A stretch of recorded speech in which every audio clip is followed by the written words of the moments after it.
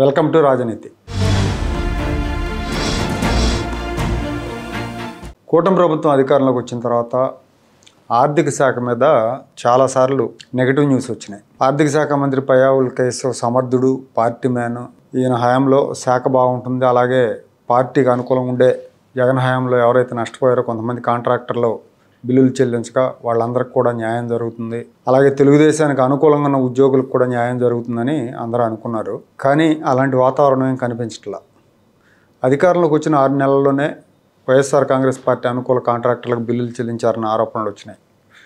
బకాయిల కోసం వెళ్ళిన కాంట్రాక్టర్ల మీద ఈ శాఖలో ఉన్నతాధికారి విరుచుకుపడిన సందర్భాలు ఉన్నాయి. వీటన్నిటి మీద అంటే వైసీపీ అనుకూల కాంట్రాక్టర్లకు బిల్లులు చెల్లిస్తున్నారని వచ్చిన వార్తల మీద ముఖ్యమంత్రి చంద్రబాబు నాయుడు గారు కూడా చాలాసార్లు సీరియస్ అయ్యారన్న వార్తలు వచ్చినాయి.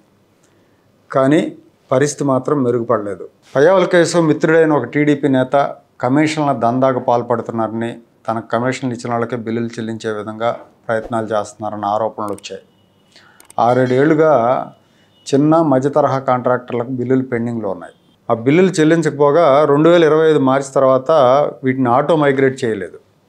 అంటే జనరల్గా ఆర్థిక సంవత్సరం మారేటప్పుడు అప్పటి వరకు చెల్లించిన బిల్లులు ఆటో మైగ్రేట్ అవుతాయి. కానీ అలా చేయకుండా బడ్జెట్ లేదు, బడ్జెట్ వేయించుకోమని వెనక్కి పంపించారు. బిల్లులు చెల్లించకపోగా ఇప్పుడు మళ్ళీ బడ్జెట్ వేయించుకోమంటే చిన్న కాంట్రాక్టర్లు ఎక్కడికి వెళ్ళాలని కాంట్రాక్టర్లు ఆవేదన వ్యక్తం చేస్తున్నారు. తాజాగా ఇవాళ ఆంధ్రజ్యోతిలో ఆర్థిక శాఖ మీద ఒక కథనం వచ్చింది.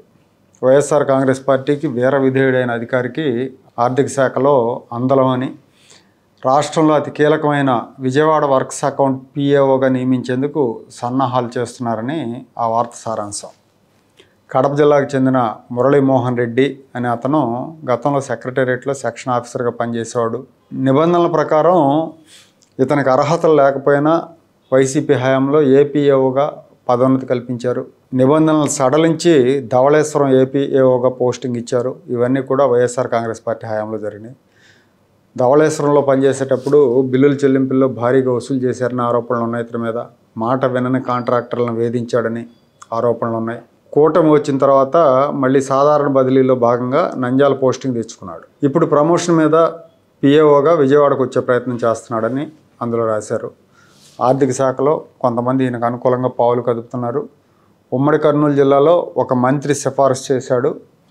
వైసీపీ సానుభూతిపరుడుగా ఉన్న ఇతన్ని పిఏఓగా తీసుకొస్తే సిఆర్డీఏ అమరావతి డెవలప్మెంట్ కార్పొరేషన్లో కీలక డాక్యుమెంట్లు వైసీపీ చేతిలోకి వెళ్ళే ప్రమాదం ఉందని ఆ వార్తలో రాశారు.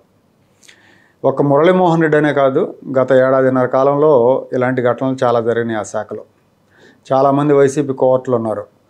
వాళ్ళ మీద వైసీపీ ముద్ర ఉంది. అయినా కూడా మంత్రి గారు, ఆయన పేషాధికారులు వాళ్ళని బాగా ఆదరిస్తున్నారు. ఇలాంటి వాళ్ళలో ఒకరే దుమ్ము రమేష్ అనే అధికారి. ఇతను హార్డ్ కోర్ వైఎస్ఆర్సీపీ సింపథైజర్. ఇతను మొన్న 2024 ఎన్నికల్లో Bapatla YCP ticket, Bapatla Lok Sabha ticket కోసం కూడా ప్రయత్నం చేశారు. ఇతని పేరు ఐపాక్ వాళ్ళు సూచించారు. ఇతను కమర్షియల్ ట్యాక్స్లో కమిషనర్గా ఉన్నాడు.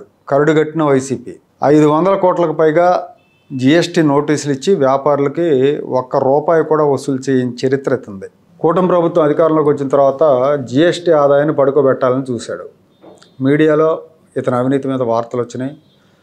కానీ ఇతనికి ఆర్థిక మంత్రి గారు అండా ఉండటం కారణంగా, అలాగే ఆర్థిక శాఖలో ఒక సీనియర్ ఐఏఎస్ అధికారి ఆశీస్సులు ఉండటం కారణంగా ఇతను ఎవరో ఏమి చేయలేకపోయారు. ఆర్థిక మంత్రి గారు అండదండలు ఉండటం వల్లే దుమ్ము రమేష్కి అతని మీద వచ్చిన ఆరోపణల మీద ఎంక్వైరీలు నామమాత్రంగా జరుగుతున్నాయని ఆ శాఖలో ఉద్యోగులు చెప్తున్నారు. ఉద్యోగుల ట్రాన్స్ఫర్స్ కమిటీలో ఇతని పేరు లేకపోవడంతో మంత్రి గారు పట్టుబట్టి మరీ కమిటీలో చేర్పించారంట. జనరల్గా జీఎస్టీ నోటీసులు ఇచ్చినప్పుడు నోటీసులు ఇచ్చిన వాల్యూలో సగమో లేదంటే కనీసం 4వ వంతైనా వసూలు చేయాలి. అసలు 0% వసూలు చేసిన చరిత్ర ఉందని ఆ శాఖ అధికారులు చెప్తున్నారు. ఉద్యోగ సంఘాల నాయకుడు కేఆర్ సూర్యనారాయణ గారు పలుమార్లు ఇతని అక్రమాల మీద ప్రభుత్వానికి నివేదికలు సమర్పించారు. అయినా కూడా ఇతని మీద ఎలాంటి చర్యలు లేవు. ఇవన్నీ పక్కన పెడితే ఇన్ని ఆరోపణలు ఇతని మీద ఉంటే ఇతన్ని జీఎస్టీఏటీ మెంబర్గా నియమించే ప్రయత్నాలు జరుగుతున్నాయి. జీఎస్టీఏటీ అంటే జీఎస్టీ అపిలేట్ ట్రిబ్యునల్ మెంబర్గా నియమించే ప్రయత్నాలు జరుగుతున్నాయి. పయ్యావుల కేశవ్ గారు పార్టీ మనిషి, పార్టీ వాళ్ళకి న్యాయం చేస్తాడు, శాఖను సమర్థవంతంగా నిర్వహిస్తారనుకుంటే ఇక్కడ వైసీపీ అనుకూల శక్తులదే హవా అని ఉద్యోగులు వాపోతున్నారు. సోషల్ మీడియాలో తెలుగుదేశం పార్టీ అనుకూల పోస్టులు పెట్టినా, లేదంటే గ్రీవెన్స్ మీద నెగిటివ్ కామెంట్స్ పెట్టినా, లేదా చంద్రబాబుతో ఫోటోలు దిగి వాటిని వాట్సాప్లోనో ఫేస్బుక్లోనో డీపీలుగా పెట్టుకున్నా ఊరుకోమని ఉద్యోగులకు ఉన్నతాధికారులు హెచ్చరికలు జారీ చేస్తున్నారంట. అంటే చంద్రబాబుతో ఫోటోలు దిగితే లేదా తెలుగుదేశం పార్టీతో అనుకూలంగా ఉంటే ఊరుకోమంటే ఏంటి అర్థం? అంటే వైఎస్ఆర్సీపీకి అనుకూలంగా ఉండమని చెప్తున్నారా, లేకపోతే జగన్ ఫోటోలు పెట్టుకోమని చెప్తున్నారా? ఈ శాఖ పనితీరు మీద ఎప్పటి నుంచో విమర్శలు ఉన్నాయి, ఆరోపణలు ఉన్నాయి. సరి చేసుకోకపోతే నష్టపోతారు.